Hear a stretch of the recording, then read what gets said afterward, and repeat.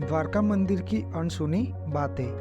द्वारका भारत के पश्चिम भाग में गुजरात राज्य के देवभूमि द्वारका जिले में स्थित है। यहाँ भगवान श्री कृष्ण की कर्मभूमि है। यहाँ एक पवित्र तीर्थ स्थल है। द्वारका में गोमती नदी के तट पर भगवान श्री कृष्ण का मंदिर है।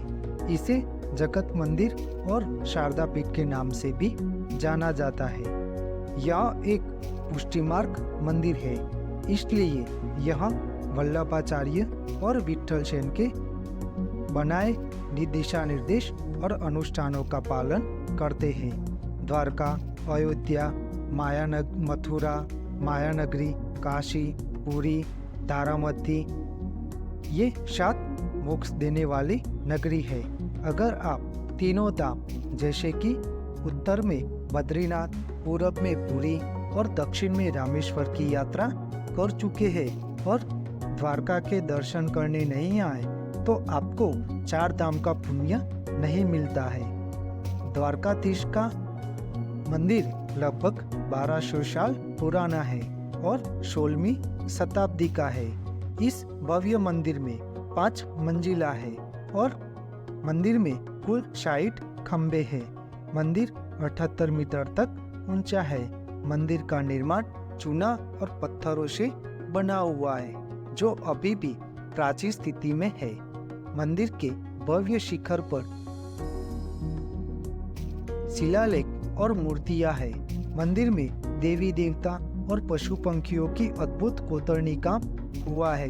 गर्भगृह में चांदी के सिंहासन पर द्वारकाधीश जी की एक प्रतिमा है, जो काले रंग के पत्थर से बनी है और 2 फीट ऊंची है। इस रूप में भगवान अपनी 4 भुजाओं में शंख, चक्र, गदा और पद्म धारण किए हुए हैं, जिसमें उत्तर में प्रवेश द्वार को स्वर्ग द्वार और दक्षिण में बाहर निकलने वाले द्वार को मोक्ष द्वार कहा जाता है।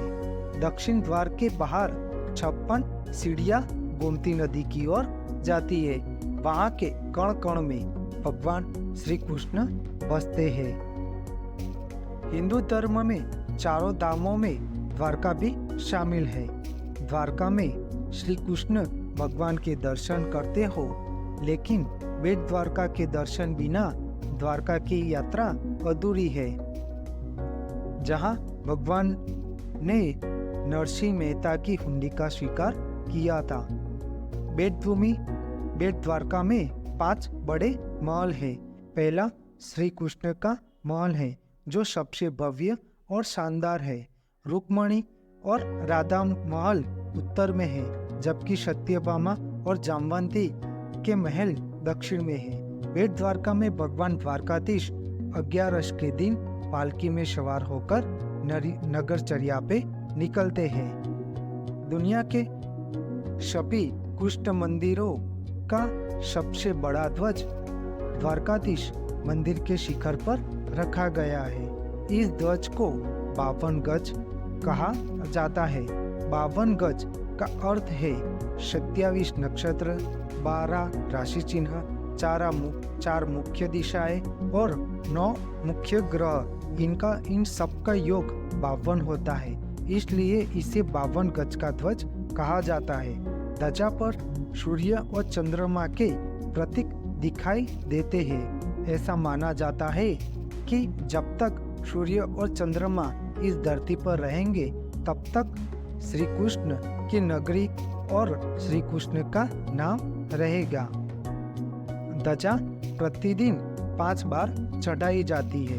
द्वारकाधीश के मंदिर में ध्वजा चढ़ाने और उतारने का अधिकार अंबोटी ब्राह्मणों को है। यह हवा किसी भी दिशा में चलती हो, लेकिन ध्वजा हमेशा पश्चिम से पूर्व की ओर लहराती है। हर बार अलग अलग रंग की ध्वजाएं लहराई जाती है। खास तौर पर ध्वजा सभी रंगों से मिलकर बनती है, लेकिन काला और हरा ये 2 रंग वर्जित है।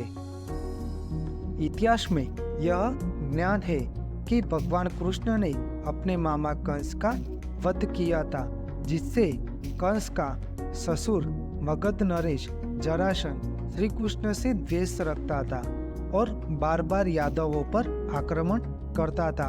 इसलिए भगवान कृष्ण ने वज्रभूमि की रक्षा के लिए एक नए स्थान पर रहने का फैसला किया और भगवान श्री कृष्ण द्वारका में आए। श्रीमद् भागवत में यह ज्ञात है कि भगवान कृष्ण ने समुद्र देवता से 12 योजन भूमि देने का अनुरोध किया और समुद्र देवता ने वह स्थान दे दिया और उसके बाद विश्वकर्मा जी ने द्वारका का निर्माण किया।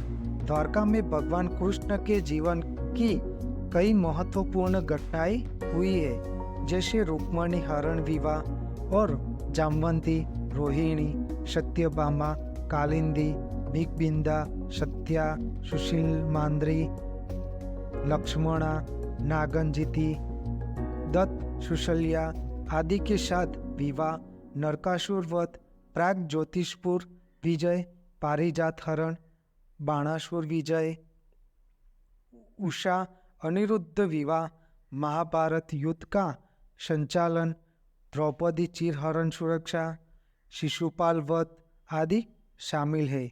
द्वारका की भौतिक समृद्धि सफलता के चरम सीमा पर थी। बाद में यादवों ने सुख में उन ऋषियों को परेशान किया जो दर्द के क्षेत्र में रहते थे। इसलिए ऋषियों ने यादवों को श्राप दिया। ऋषियों के श्राप के कारण धीरे धीरे यादवों का नष्ट होने लगा और भगवान श्री कृष्ण ने द्वारिका पर आने वाले खतरे के कारण अपनी लीला संकेलने लगे और यादव प्रभास क्षेत्र यानी वर्तमान सोमनाथ में रहने चले गए और भगवान श्री कृष्ण के वैकुंठ गमन के बाद समुद्र का पानी द्वारका में लौट आया और सोने की द्वारका पानी में डूब गई।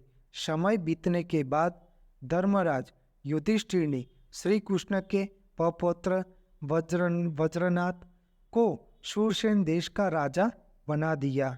आज का जगत मंदिर द्वारका है, जिसने एक सुंदर और विशाल मंदिर बनवाया था।